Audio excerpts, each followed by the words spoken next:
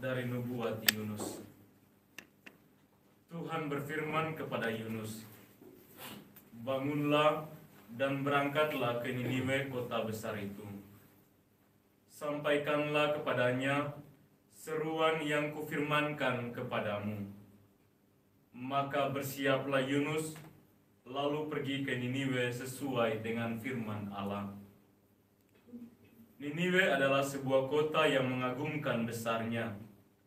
3 hari perjalanan luasnya. Mulailah Yunus masuk ke dalam kota sehari perjalanan jauhnya, lalu berseru, 40 hari lagi, maka Niniwe akan ditunggang balikan.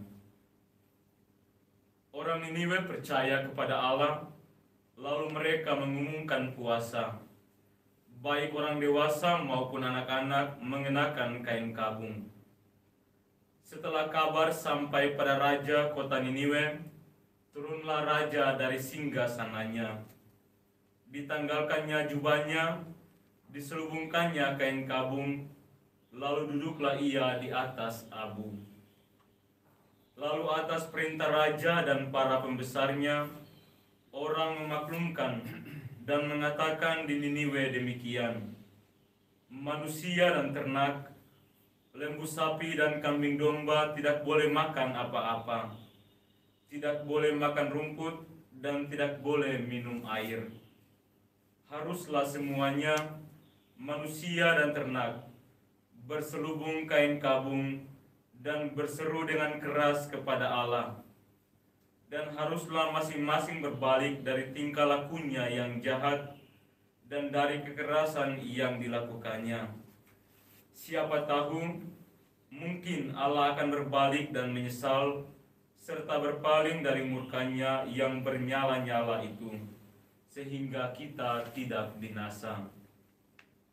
Ketika Allah melihat perbuatan mereka itu, yakni bagaimana mereka berbalik dari tingkah lakunya yang jahat, maka menyesallah Allah atas malapetaka yang telah dirancangkannya terhadap mereka.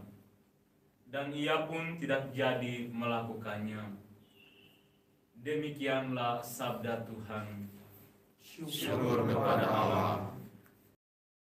Tuhan bersamamu dan bersama rohmu. Inilah Injil suci menurut Lukas. Dimuliakanlah Tuhan. Sekali peristiwa, Yesus berbicara kepada orang banyak yang mengerumuni dia. Angkatan ini adalah angkatan yang jahat. Mereka menuntut suatu tanda, tetapi mereka tidak akan diberi tanda selain tanda Nabi Yunus. Sebab sebagaimana Yunus menjadi tanda bagi orang-orang Niniwe, demikian pula lah Anak Manusia akan menjadi tanda bagi angkatan ini. Pada waktu penghakiman, Ratu dari Selatan akan bangkit bersama orang dari angkatan ini dan akan menghukum mereka. Sebab Ratu itu datang dari ujung bumi untuk mendengarkan hikmat Salomo, dan sungguh yang ada di sini lebih besar dari Salomo. Pada waktu penghakiman, orang-orang Niniwe akan bangkit bersama angkatan ini dan mereka akan menghukumnya. Sebab orang-orang Niniwe itu bertobat, walau mereka mendengarkan pemberitaan Yunus, dan sungguh yang ada di sini lebih daripada Yunus.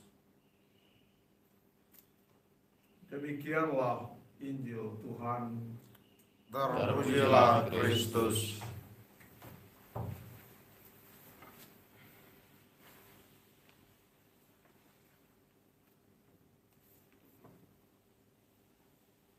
Sama saudariku yang terkasih dalam Tuhan kita Yesus Kristus, Shalom. Shalom. Tema pagi hari ini adalah memilih bertobat. Orang yang sungguh menganggap dirinya benar dan berbeda dari orang lain, biasanya sulit atau tidak mudah menerima keberhasilan orang lain. Bahkan orang tersebut suka menuntut tanda dan bukti jika seseorang itu berhasil dalam hidup dan pekerjaannya. Inilah yang terjadi dengan kaum Farisi dan para ahli Taurat yang tidak menerima beragam keberhasilan, kesuksesan Yesus dalam karya perutusannya.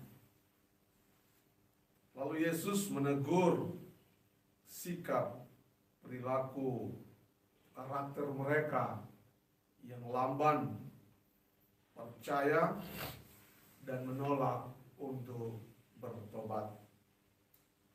Sambil Yesus membandingkan dengan penduduk Niniwe yang cepat percaya dan bertobat saat mendengarkan dan menerima pewartaan Nabi Yunus.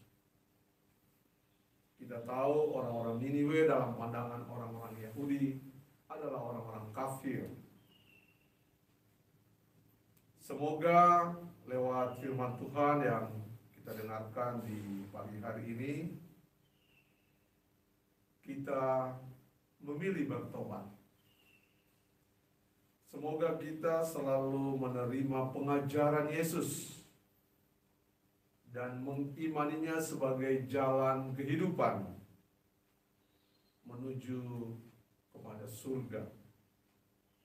Dan tobat harus menjadi pilihan, harus menjadi cara hidup, harus menjadi sikap hidup yang kita imani.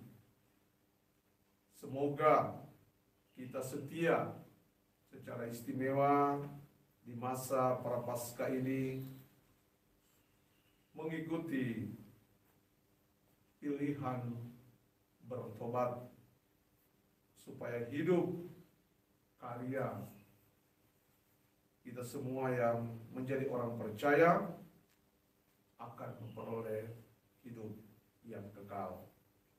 Kita berdoa semoga kita semua setia mengikuti Yesus sampai selama-lamanya. Amin. Semoga demikian. Amin.